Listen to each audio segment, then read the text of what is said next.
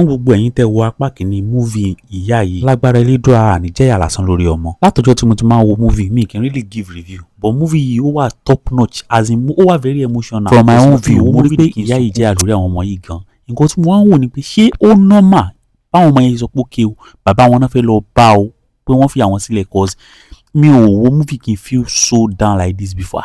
so emotional and again ká tún fún mi Ide Martins ní kudos cause she really tried for this movie. So my question is ẹ jọ ṣé ó normal táwọn ọmọ yẹn ṣe lọ bá bàbá wọn or kò normal